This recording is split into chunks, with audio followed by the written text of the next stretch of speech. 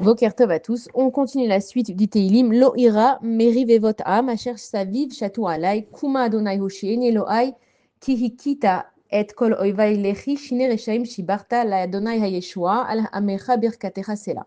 Donc ça veut dire que je n'ai point peur des myriades de gens qui sont campés autour de moi. Lève-toi à Kadesh Baruch Hu, viens à mon secours. Oh Hachem, oui, tu frappes à la joue tous mes ennemis, tu brises les dents des méchants.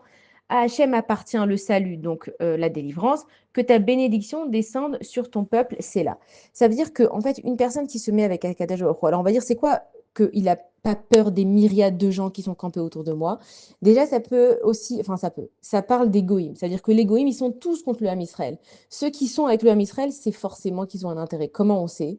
Parce qu'il y a marqué depuis Yaakov Avinu, il y a marqué Esav sonnait Yaakov. Rivka, à l'intérieur d'elle, elle avait deux peuples, le peuple de Édom et Yaakov. Et il y a marqué depuis toujours Esav sonnait Yaakov. C'est une généralité. Maintenant, s'il y a un peuple qui se met avec nous, c'est parce qu'il a un intérêt. Mais dès qu'il a plus d'intérêt, lui aussi va se retourner contre toi. Et d'ailleurs, c'est ce qu'on dit qu'à la fin des temps, tous les peuples vont se retourner contre le Ham Israël. Donc, quand on te dit de ne pas avoir peur des myriades de gens qui sont campés autour de moi, n'oublie pas que Akadosh Baruch Hu, eux aussi, il les a créés. Et pourquoi est-ce qu'il a créé d'hommes? Pourquoi il a créé des peuples comme ça qui sont contre nous?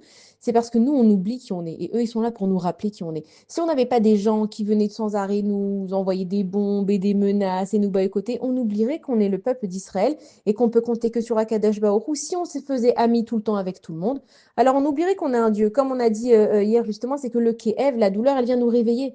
Pourquoi tu laisses les personnes, par exemple des personnes pas bien, rentrer dans ta vie? Pourquoi tu laisses des personnes te parler pas bien? Il faut savoir s'écarter en faisant un choix entre le bien et le mal. Et la seule façon de le faire, c'est de faire face, pardon, à la douleur. C'est que si je ne sais pas ce qui me fait mal, je vais pas arrêter. Si je ne sais pas que, par exemple, aller manger 3 yaourts par jour, ça va me faire mal au ventre, ben, je vais manger 4, 5 yaourts. Donc Hachem, il envoie la douleur pour nous stopper. Le Kéhev, la douleur, elle est là pour nous dire, attends ma fille, mon fils, qu'est-ce qui se passe là? Pourquoi tu as mal? Qu'est-ce que tu laisses entrer dans ta vie qui te fait mal? Si moi, je suis victime, par exemple, de gens qui parlent mal sur moi, ça ne veut pas dire que je suis une mesquina de la vie et les gens, ils sont jaloux de moi, on aime bien rester là-dedans. Hachem, il te dit, mais pourquoi le Lachon Hara, il vient chez toi? Est-ce que peut-être que toi t'en dis? Il faut savoir que tout ce que je vois c'est chez les autres, automatiquement, il est chez moi. Parce que je viens réparer ce qu'il y a chez moi, je viens pas réparer ce qu'il y a chez les autres. Sinon, c'est que je suis vraiment une énorme tzadékette. C'est que dès que quelque chose me dérange à l'extérieur, c'est qu'il est à l'intérieur. Si j'ai affaire que à des voleurs, pose-toi la question, qu'est-ce que tu as volé dans ta vie? Donc forcément que peut-être toi, tu n'as pas volé de l'argent, mais encore une fois, on a dit, quand tu fais pas la bracha sur un fruit, c'est comme si tu volais à Kadash Baruch. Donc c'est vrai que nous, c'est beaucoup de notions et on n'est pas des tzadikim. Alors Hachem, il te demande d'aller à la simplicité.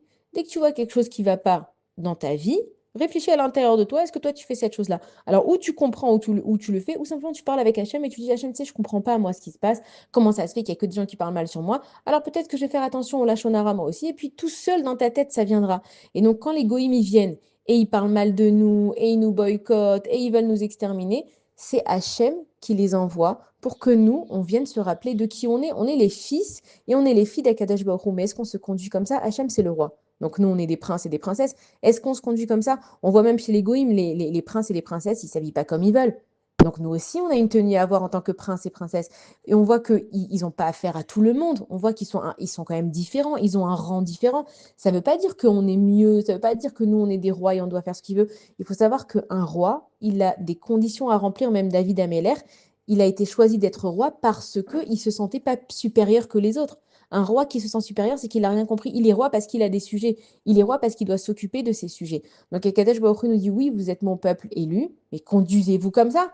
Montrez l'exemple. Ça ne veut pas dire qu'il faut faire les idiots et justement de tendre la joue, je ne me rappelle plus de l'expression, de tendre, enfin on te met une claque et tu vas retendre la joue. C'est ce qui a marqué dans la suite du Télim. Oui, tu frappes à la joue tous mes ennemis. Ça veut dire que Hachem, il va faire sa justice. Toi, tu ne dois pas faire l'idiot. Mais toi, sache te protéger et sache que tout ce qui vient à toi, c'est Akadosh Baruch Hu qui l'a envoyé. C'est pour ça qu'il y a marqué à l'Éternel appartient la délivrance. C'est Hachem qui va décider quand est-ce que tous ces peuples ils vont arrêter de nous nuire. C'est pas parce que moi, maintenant, en tant que Premier ministre, je vais faire telle et telle chose que ça va arrêter les gens.